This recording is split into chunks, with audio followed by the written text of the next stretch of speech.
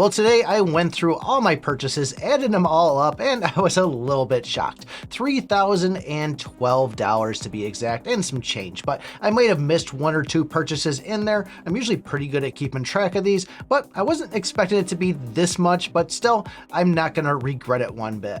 As you know, I've been making videos on this game for about a couple months now, and some of the money I make from those videos, I'll go and reinvest into this game because I enjoy it and I do like being able to make videos on new stuff coming out. And I will say that some of this was a little bit on the careless side of my spending because I was trying to make videos, I was chasing things, kind of stuff that nobody would really go and purchase, I ended up doing so I could create the content. So I am a big believer if you play this game a lot and you're enjoying it, I don't see anything wrong with spending money on it if you do have the money to spend. Definitely not wise to go and miss out on some bills or miss out on some dinners because you decide to do a 60 pull chasing that piece of gear. And just so you know, a lot of the times that I was chasing the gear and I said, I'm just gonna drop $100, it usually ended up being $150 or $200 because the gotcha pretty much got me. So I guess the big thing is be smart if you are gonna spend, and I'm not gonna judge you at all, but please don't judge me on this. Let's show you what this account actually looks like and talk about some of the things that I've bought.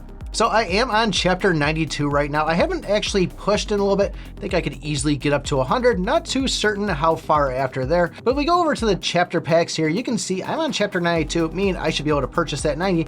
I've purchased everything from this chapter 21 is the only one I can really get here.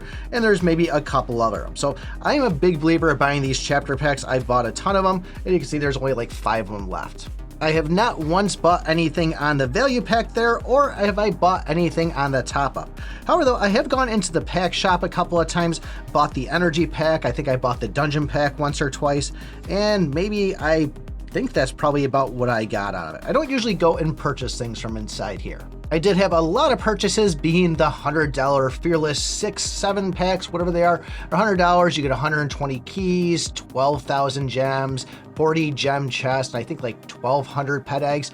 Those pop up after you beat the 5th level. So say chapter 85, you beat it, you have 1 hour to go and decide if you want to purchase that. And as you can see here, this is the gear that I'm currently sitting on and currently using. We do have the S-grade Whisperer down there, which that one cost me a little bit trying to chase that. That might have been like a $300 purchase, just trying to get enough of these things to upgrade it. And you could probably say the same thing about the Nomad Bow and the Dragon Breast Armor. Probably say that each one of those, trying to chase those, was somewhere between like $200, $300 worth of pulls. So figure about $1,000 alone just trying to get gear. If I really wanted to, I could take a weapon to +1, but this is pretty much it right here. Nothing saying at +4, nothing maxed out. I still have a long ways to go. I did spend a couple $100 going and just testing out the wishing, seeing what heroes I can get from that and seeing how it worked. So that was just some gems used or purchasing some chapter packs or other things to pretty much get gems so I could do it. And then these are the Arcanas that I have at least unlocked. Now that Elsa one, that was probably a $300 to $350 statue there because I had terrible pulls. I think I got it somewhere around like 460 or 470. It absolutely drained my wallet on that one trying to get where other people are getting it on like the 20th, 30th pull. I did not have good luck on this one. And then as far as my collectibles here, I have about 75% of my sets sitting at 3 stars. One of them I was working towards 4 stars on it, but for some reason I was having a really hard time getting this golden apple. That was the last one I unlocked, but still, like I said, most of them sitting at 3 stars. That was just using mainly the currency from opening up those gem chests from the Fearless packs. The mounts, we have just about every single one unlocked besides Catastrophe. The one that probably gave me the most trouble, I think, was the Sphinx. I think I spent some on that to get some more rolls, but all the other ones, I got extremely lucky and was able to do it without really buying any extra currency. And when I say without buying any extra currency, I'm talking about the packs inside the Cappy machine. I go and use gems every single day to get extra dungeon dive stuff, and when there is events where I can go and get lucky silver coins, I go out of my way to get them. The advanced artifacts, however, though, we're kind of behind on these, only sitting on 3 of these things unlocked, and all the advanced artifacts and the actual advanced mounts are all just sitting at their first level on it. Haven't been able to take it to the next step on it, so once again, we're nowhere near the end. For the mounts, we're sitting at tier 7, and then the artifacts, we're sitting at tier 6. For all the other S-grade gear that I have equipped, you can see it here, and I have about 30 to 35 actual epic ones that I'm just waiting to kind of get more of to upgrade. For what's sitting in my backpack right now, you can see here we have a whole bunch of the things to go and cash the books in.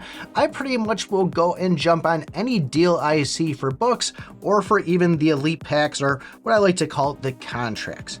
I did go and spend $100 inside the beta event, which was going to give one of these arcana keys. So I do have 2 of these that I can select from them. However, though, I don't have any of these weapons at Mythic where I'm really going to go and try to invest. So I'm going to see how long I can camp these things out for until I unlock one and then just smack 2 levels on it.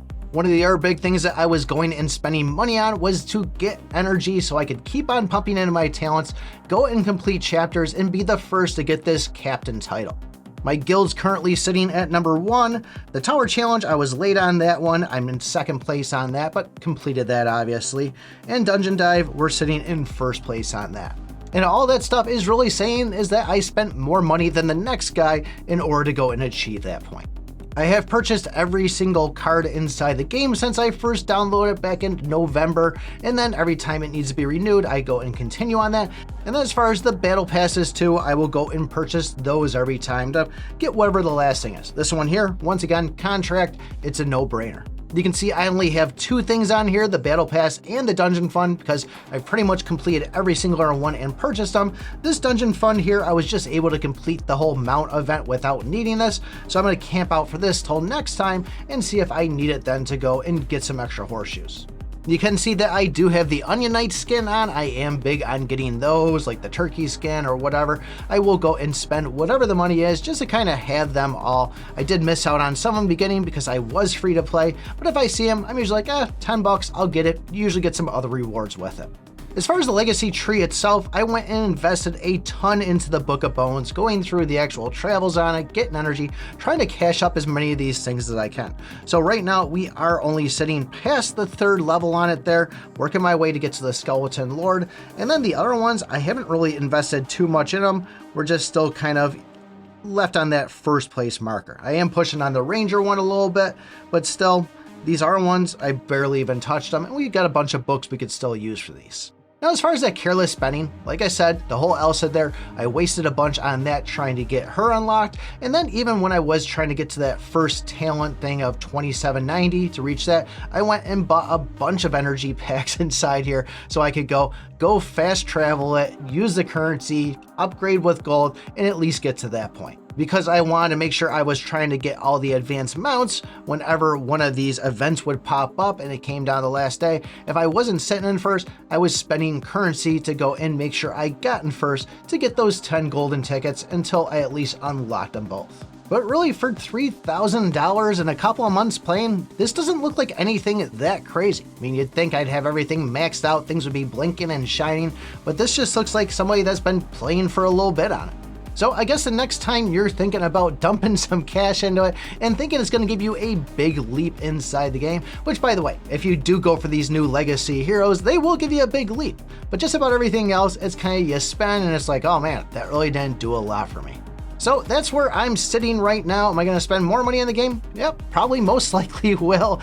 If you guys want to know what you should be spending your gems on right now with the legacy, the chest, or even this bait inside the game, take a look at this video right here. Thanks for watching, and remember, I pick my butt.